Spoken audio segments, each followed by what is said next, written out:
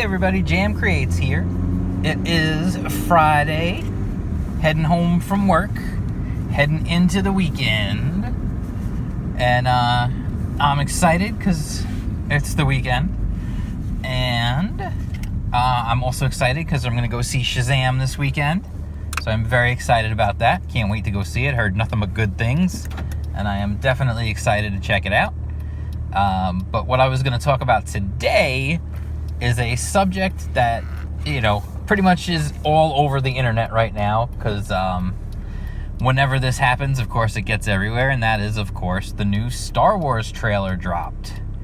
Star Wars Episode 9, although they kind of stopped using the episode, part of the title, even with The Force Awakens. They're not really calling it Episode 7, Episode 8, Episode 9. I mean, they do in the title crawl, in the opening crawl, but they're not really, when they talk about the titles, they're just using the names. So it's Star Wars, The Rise of Skywalker. Kind of a weird title. I don't know. I don't love the title. And the trailer, I watched the trailer a couple times. I watched it while I was at work. Clearly I'm not the first person to put out a reaction video, if you will. But I figured, we're all geeks, we're all nerds here, so, we all love Star Wars to a certain degree, or at least are familiar with it. I'm sure most of us and most of the people listening probably grew up with Star Wars. I know I did. I was born in 1975. I was 2 when the first movie came out. And of course, I grew up watching the original trilogy over and over and over again, about 1 million times. I remember my friend's sister worked in a movie theater when Return of the Jedi came out, and she let us into the theater, and we stayed there on a Saturday and just watched Return of the Jedi over and over, like the whole day. It was fantastic. What a great day that was. Basically, all we did was eat junk and watch Return of the Jedi all day long. It's, amazing. And it was free. The food wasn't free, but, they gouge you on the snacks. You know that. But anyway, this trailer, okay, so new trailer, finally we get the title reveal, and I have to be honest, okay, I figured the trailer would be coming soon, considering Star Wars Celebration is going on right now in Chicago. I went to Star Wars Celebration a couple of years ago in Orlando. It was fun.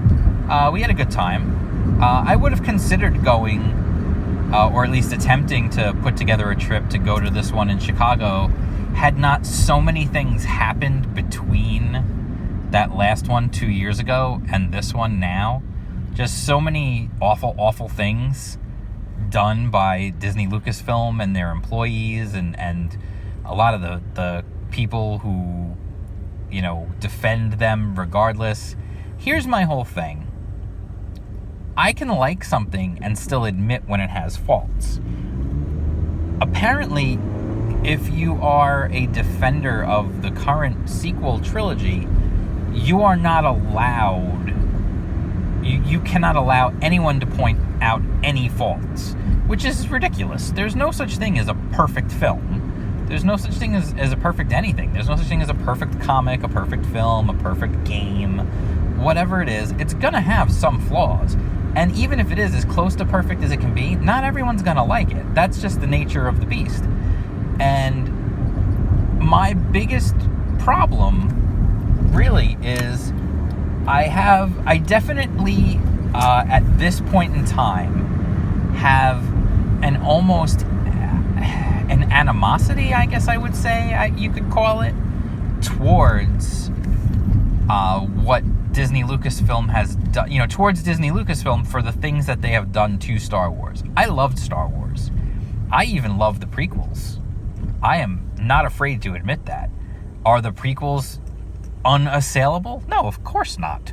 There's plenty of problems with the prequels, but what I loved about the prequels was, even though you knew where the story was going to go ultimately, I loved exploring that time and those different planets and things that we never saw. We never saw the Jedi. You know, when you watch the original, the Jedi were only spoke about. The only Jedi you knew was Obi-Wan Kenobi, who gets killed in the first movie. And then eventually, Luke Skywalker proclaims himself a Jedi in Return of the Jedi. And that's it. So to see a bunch of Jedi doing cool fighting moves and all this cool stuff, like, that was fun. To see Coruscant, which we never saw before, like, that was awesome. To see all this cool stuff, it really, to me, it expanded on the galaxy of Star Wars in a phenomenal way, in a really great way. And yeah, it was different from the original trilogy. And I think that's okay. I think that's fine. And the whole thing is the first trilogy, the original trilogy, and the prequel trilogy had one thing in common, and that is George Lucas. Those films were not all directed by Lucas. I mean, the prequels were, but the original trilogy was not all directed by George Lucas. But the entire thing, from start to finish, the original trilogy and then later the prequel trilogy, all of that was conceived of and driven by Lucas. The new trilogy, the sequel trilogy, tell me who's the driving force behind that. There isn't one. The closest thing you could come is to say it was J.J. Abrams, simply because he did the first one, and now he's doing the last one. And, but the thing is they never had, and they freely admitted this, they said this. And the best part was when they actually came out and said, like, maybe this is one of the reasons why, like, people aren't as excited about Star Wars anymore. Like, maybe we made a mistake. Maybe you made a mistake when you didn't have one solid overarching plan for a trilogy. If you didn't have a plan for a trilogy, then don't make a trilogy. Make one movie. And if it's good, then you make a sequel. It's just absurd to me. You didn't have a plan. Like, when you started this whole thing, when you said to JJ, write a script, let's go, we're going to do Force Awakens, we want you to help we want you to bring Star Wars back. And he came up with The Force Awakens, and whatever, you can say what you want about The Force Awakens. I don't think it's the greatest movie in the world. It was okay. It was all right. It's not a movie I've watched over and over and over and over again. I think I rewatched it a couple times, and that was pretty much it. I've probably watched The Force Awakens, I would say maybe like 3 times. Whereas I've watched the original trilogy and the prequel trilogy, I can't even tell you how many times. Like, countless times. I will even, if I'm flipping channels and they're on TNT, I will literally just stop and watch them. Unless it's Force Awakens, then I'll change the channel. I don't know. It just didn't grab me the same way. I like it. Don't get me wrong. Like, Force Awakens, I liked. It was fine. Like, the problem is they didn't have the plan in place when they were putting this stuff together. If they knew where it was going to end when they started, then I think things would be so much better. And it's just absurd to me. I mean, this is supposed to be a trailer reaction, and I'm talking about more about the trilogy, but I feel like a lot of this stuff just boils into my reaction to the trailer, because after The Last Jedi, that really took the wind out of my sails as a Star Wars fan. I did not like The Last Jedi at all. And my biggest problem was the failure of the people in charge to plan a trilogy, and instead just have different people writing movies. And, I mean, JJ wasn't supposed to do Episode 9. It was going to be Colin Trevorrow. And for whatever reason, that fell apart. But their original plan was to have 3 different people write 3 different scripts and 3 different directors, with all of them just given free reign, like, just do what you want, and then leave it off for the next guy, and the next guy has to do what he wants. that's like a fun writing assignment when you're a kid.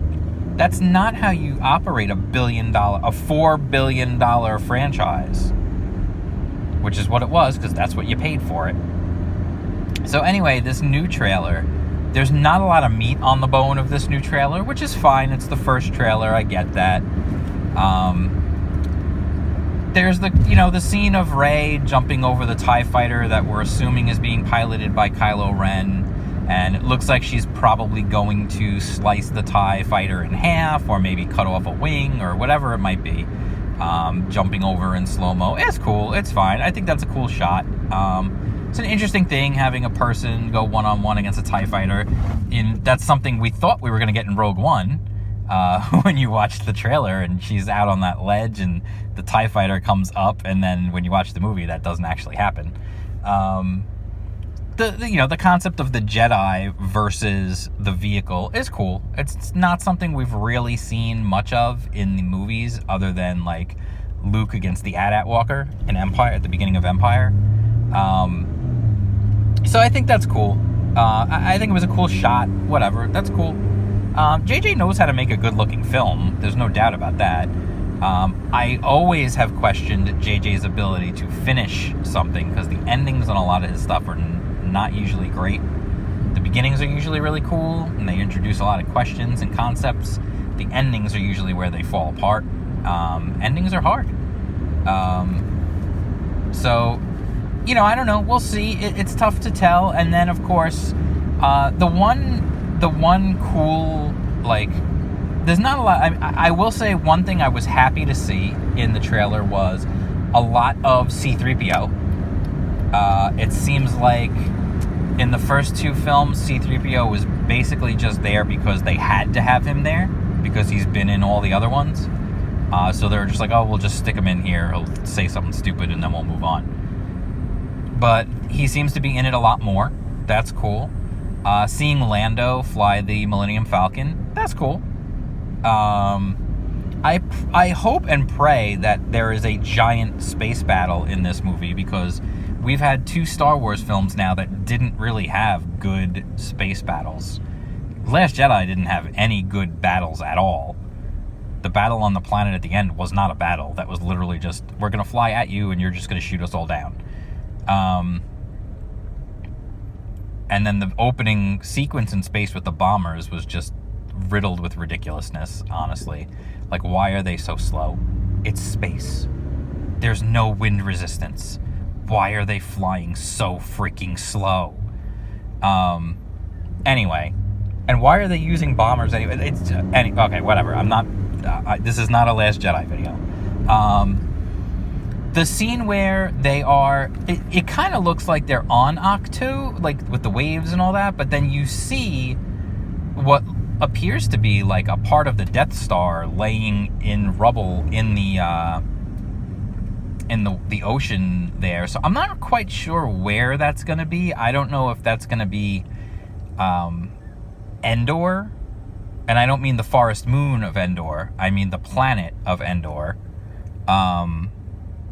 Perhaps like when the Jedi, at the end of Jedi, when the Death Star exploded, a huge chunk of it crashed on the planet there. That'd be kind of cool if they have to go visit that for some reason. That's a cool idea. It looks cool. Visually, it looks cool. And then, of course, the trailer ends with a laugh, which is clearly meant to be Palpatine's laugh, or to at least imply Palpatine's laugh. Although at the very beginning, it kind of sounds like Mark Hamill's Joker laugh. Which is kind of funny, just because, it's Mark Hamill. But, I don't know. The idea of bringing Palpatine back from the dead, I'm not really thrilled with that either. I've never liked that. I know they've done that in the past in, like, the expanded universe and all that. I've never been a big fan of Star Wars and bringing the Emperor back from the dead, or bringing people back from the dead. Although, if there was ever a reason to, Luke deserves it with the treatment he was given in The Last Jedi. I wasn't thrilled with the opening because it didn't feel earned to me. The opening of the trailer where you hear Luke's voice saying, "We've taught you all there is to know, or all there is we can teach you," or something along those lines. I forget the exact wording. That to me did not feel earned. She got literally 2 lessons from Luke. You know, he said he was going to teach her 3 lessons on Ahch-To. He only taught her 2. And that was it. They weren't really great lessons. What did she actually learn? Unless you're going to tell me that she was studying we know she has the Jedi texts. So unless you're going to tell me that she was studying those texts and the Force ghosts of Luke and Yoda were alongside her, helping to train her, and like there's a big time gap between The Last Jedi and this movie, and you're going to say like, oh, she was training all that time, okay, then I could buy it. All right, fine, then it's earned. They did teach her stuff. If she actually had to spend time sweating and training and learning, then okay. I know there's been talk already of JJ retconning Rey's parental heritage, which I hope he does, because the only reason I tolerated and I'm going to use a term people hate, I know, but the only reason I could really tolerate the Mary Sue-ness of Rey in The Force Awakens was because I assumed that they were going to give me justification for it in the next film. That they were going to, when they explained who Rey was and what her origin was, it would all make sense, and you would say, of course, that's why she's skilled, that's why she's so powerful. And it would make sense, and you would buy in, and you would be like, okay, I get it, now I'm with this. And that didn't happen, of course, as we know. So I'm not really sure what's going to happen. And it's really weird to me to feel like, I almost get the feeling that when this is all said and done, this is going to wind up being a trilogy of 2 movies. And what I mean by that is, I get the feeling that JJ is now, when JJ introduced the stuff he introduced in The Force Awakens, I'm sure he had end results in mind. I'm sure he had things in mind of where he would like to see it go. And what I'm guessing is that he's going to do that. He's going to find a way to at least do most of that in this new film.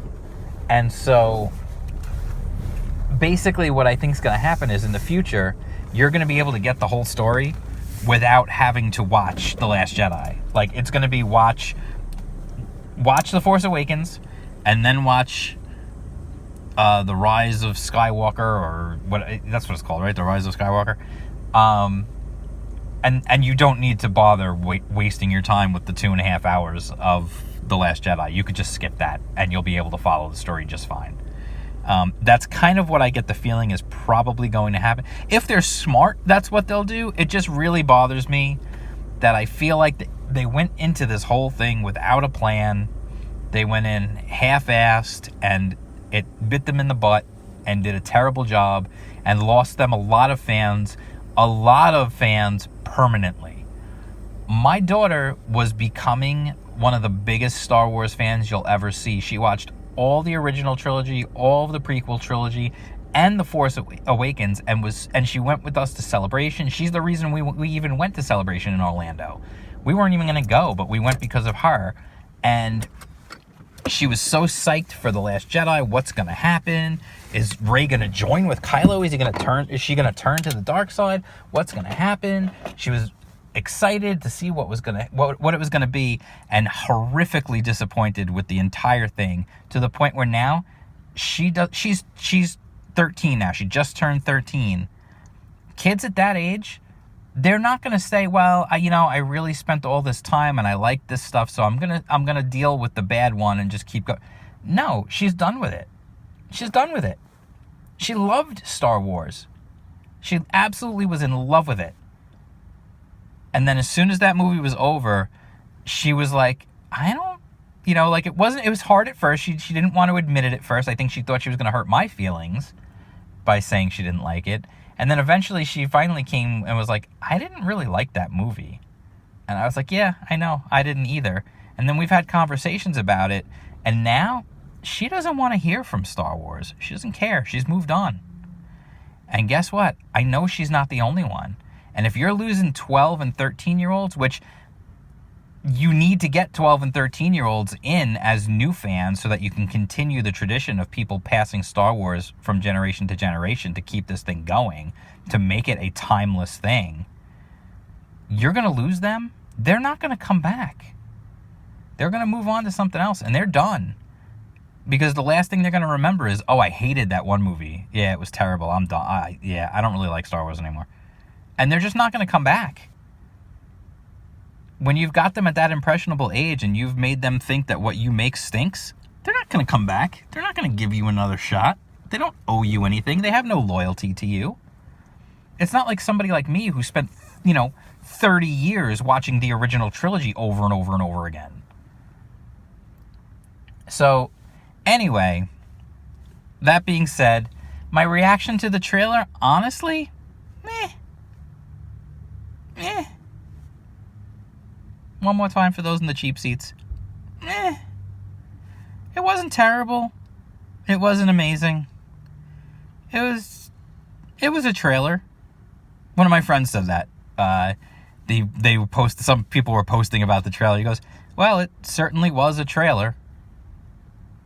Yeah. Not super thrilling. I'm sure I'll see the movie because I'm an idiot and I'm a glutton and I want to give Star Wars one more chance. I'm like the battered wife syndrome here.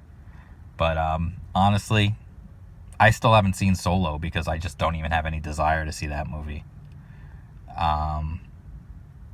I just don't know if anything is going to really reignite my passion for Star Wars the way it was. I'll still watch the old ones.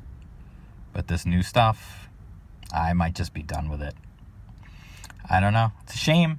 It's a real shame. All it would have taken was some planning. They didn't even have to go with George's outline. All right, I'm going to stop now because I don't want to just keep ranting about Star Wars forever. That's other people's jobs, and they do that job very well. But anyway, that's my reaction to the trailer.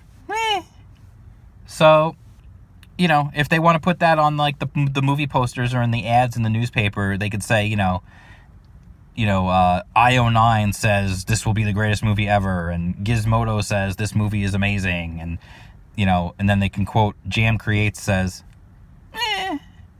So, that's it. I'll talk to you guys soon. If you like this video, give it a thumbs up. Don't forget to subscribe.